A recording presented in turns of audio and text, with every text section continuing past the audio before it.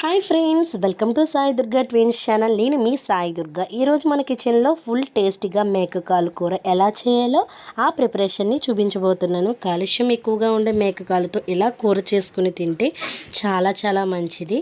మరి పర్ఫెక్ట్ రుచితో మేకకాలు కూరని ఈజీగా ఎలా చేయాలో టిప్స్తో సహా ఇప్పుడు చూసేద్దాం రండి. నేను 6 మేకకాలను చిన్న చిన్న పీసులుగా కట్ చేయించి తీసుకున్నాను. కొంచెం పసుపు, కొంచెం ఉప్పు వేసుకొని నీట్గా కడిగి పెట్టుకోండి. ఎటువంటి స్మెల్ ఉండదు. ఇందులోకి 2 గ్లాసుల నీళ్ళు పోసుకొని కుక్కర్ మూత పెట్టి విజిల్ పెట్టుకోండి. 8 కానీ 10 కానీ విజిల్స్ వేయించుకోవాలి. అప్పుడే మెత్తగా ఉడుకుతాయి అన్నమాట. ఎప్పుడు తినని వాళ్ళు కూడా చాలా చాలా ఇష్టంగా తింటారండి. కుక్కర్లో ఆవిరి మొత్తం పోయాక మూత తీసి చూస్తే ఈ విధంగా మెత్తగా ఉడికి ఉంటాయండి. ఇందులోకి మనకి కావాల్సినవి 2 ఉల్లిపాయలు, 6 పచ్చిమిర్చి, 1 టమాటో, ఒక పెద్ద నిమ్మకాయ సైజ్ అంతా చింతపండు. స్టవ్ వెలిగించుకుని కళాయి పెట్టుకొని ఆయిల్ వేసుకోండి. ఆయిల్ ఎక్కువనే పడుతుందండి నాన్ వెజ్ కర్రీలోకి. ఆనియన్స్ చిన్న చిన్న పీసులుగానే కట్ చేసుకున్నాం కదా, అవి వేసేసుకోండి. హై ఫ్లేమ్లో పెట్టుకోండి. ఒక 2 నిమిషాలు ఏం కాదు. అందులోకి కొంచెం పసుపు, కొంచెం ఉప్పు వేసుకొని బాగా మగ్గపెట్టుకోండి. మూత పెట్టుకున్నట్లయితే స్పీడ్గా ఉల్లిపాయలనే మగ్గిపోతాయి అన్నమాట. చూపిస్తున్నాను కదండి, ఈ విధంగా ఫ్రై చేసుకోండి. నాన్ వెజ్ ఎప్పుడు తినాలన్నా కొన్ని టిప్స్ ఉంటాయండి, అవి అస్సలు మర్చిపోకండి. వీడియోని ఎక్కడ స్కిప్ చేయకుండా చూడండి. చూసారు కదా, ఎంత నీట్గా లైట్ గోల్డెన్ బ్రౌన్ కలర్లోకి వస్తే సరిపోతుందండి. 2 కరివేపాకు రెమ్మలు తీసుకొని వేసేసుకోండి. కొంచెం ఫ్రై అయ్యాక ఇందులోకి 2 టేబుల్ స్పూన్ల అల్లం వెల్లుల్లి పేస్ట్ వేసుకొని పచ్చివాసన అంతా పోయేంత వరకు మంచిగా ఫ్రై చేసుకోండి.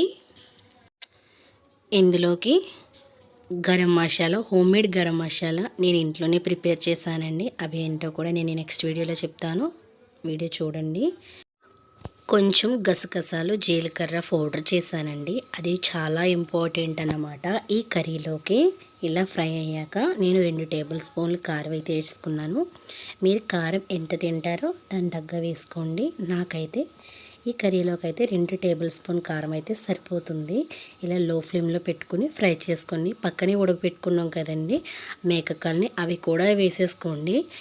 లో ఫ్లేమ్లో పెట్టుకోండి, తొందరగా అడుగంటుతుంది. 2-3 నిమిషాలు ఇలా ఉంచినట్లయితే మసాలా మొత్తం పడుతుందన్నమాట పీసెస్కి. మూత పెట్టుకున్నట్లయితే ఒక 2-3 నిమిషాలు ఉంచేసేయండి. ఈలోగా మనం చింతపండు రసాన్ని రెడీ చేసుకుందాం. చూసారా నూనె తేలి ఎంత నీట్గా వచ్చిందో. ఇలా వచ్చిన తర్వాత చింతపండు గుజ్జుని వేసేసుకుందామండి. ఒక 10 to 15 మినిట్స్ హై ఫ్లేమ్లో పెట్టుకొని ఉడకపెట్టుకున్నట్లయితే చాలా బాగుంటుంది. ఇందులోకి 1 టమాటో వేసుకొని మూత పెట్టేసేయండి. చూసారు కదా, మధ్య మధ్యలో ఇలా కలుపుతూ ఉండండి, లేకపోతే అడుగంటుతుంది. చూసారా ఫ్రెండ్స్, ఎంత జ్యూసీగా ఉడికిందో. పీస్ అయితే చాలా బాగా మెత్తగా ఉడికిందండి.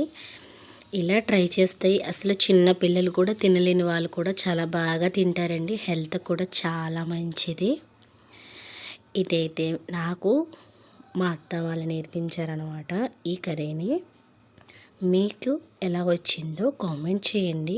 ఎవరైనా ట్రై చేయకపోతే కనుక ట్రై చేసి ఎలా వచ్చిందో కూడా నాకు కామెంట్ సెక్షన్లో కామెంట్ చేయండి. టేస్ట్ అయితే చాలా బాగుందండి. ప్లీజ్ వీడియో నచ్చితే లైక్ చేయండి, షేర్ చేయండి.